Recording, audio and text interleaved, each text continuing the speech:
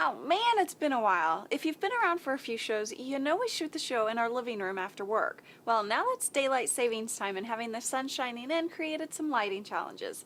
Now we shoot the brief in our dining room. Have you seen the Flashbag yet? I'm sure you have. Photos have shown up on blogs everywhere, but I haven't heard anyone point out that it's probably not real. It's supposed to be a flash USB drive that inflates with air as it fills up with data, so a user will know when they're about to run out of space. My skepticism started when I saw it was designed by a guy who worked at the Art Lebedev group in Russia. Remember the Optimus keyboard? I'm starting to wonder if these guys really make stuff or if they're just brilliant designers who Photoshop phony products to attract attention to their legitimate design work. It really hit me when I saw the SpongeBob version that looks like a blowfish when inflated. How does this, with its smooth surface, become this with its ridges and fins? We've gotten loads of requests to do a series of how-to video podcast shows that go into detail to explain how to put a nice-looking production together. We hope to have the first episode up within the next month. It'll be on a different feed, so if you're interested, email me at geekbrief@gmail.com, make video podcast your subject, and I'll send you a link to the feed when we go live. In preparation for that project, I'm using a teleprompter system that has such a cool gadget factor, I'm thinking you'll probably dig it. It's called the ProPrompter. Teleprompter systems are expensive, but a company called Bodolin Technologies had an idea to combine some standard electronics components with a lens-mountable reflector to create a kit that is lightweight enough to use on location and affordable enough for do-it-yourself podcasters like me. I'm fascinated by teleprompters, so I hope this is interesting. They work by pointing a monitor up at a piece of glass. The glass is tilted at a 45-degree angle. The script has to be reversed so that when it's reflected off the glass, the presenter can actually read it. I control the speed with an RF remote. Cool, huh? In a couple bits of Apple news, iPods are selling like hotcakes and Macs aren't doing so bad either. They shipped over 1 million Macs and 8.5 million freaking iPods. Revenue income... Are you getting this? Sloggy from thesloggysource.com, and this is my transmission from the Netherlands. Are you getting this? The virtual laser keyboard you were so skeptical about? Well, I have one, and it works.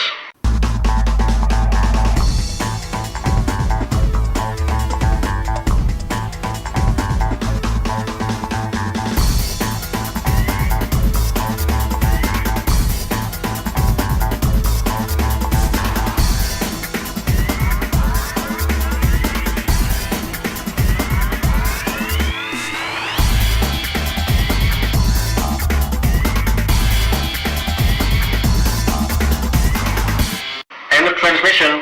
Bye-bye. Now that's impressive, Agent Explorer. Thank you for that. But any particular reason that had to come in the middle of me talking? I thought it was breaking news. But I was in the middle of a sentence. But I thought it was breaking news.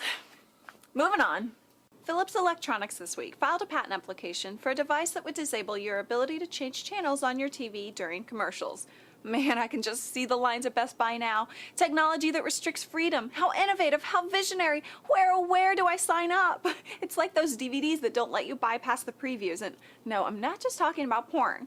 The human spirit yearns to be free, so I end up leaving the room until the interminable previews conclude. How about designing products that make people happy? Is that such a bad business model? Whew, I haven't ranted in a while. That felt kind of good. One gadget and then I'm out. The LightSnake is a USB interface phone cable. Plug one end into your Mac or PC and the other into your guitar, and boom! The manufacturer says it's a sound card built into a cable. The LightSnake includes noise reduction circuitry and it lights up as data passes through it. I'm curious if you could plug it into the line out of just any old analog mixer. Why not? Why not? Thanks for watching, voting, using my promo codes GB1, GB2, or GB3 at GoDaddy.com, and thanks for supporting the Ramen Noodle Fund. You did that why not thing just for me, didn't you? Yeah, a little Bill Gaither there for you. Thank you. I'm Callie Lewis, your fearless leader.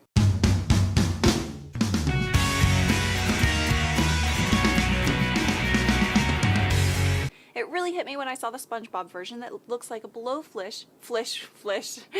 Blowfish. I can't go on. How about designing products that people actually make happy? Another Pod Show video podcast. Stick it on your screen.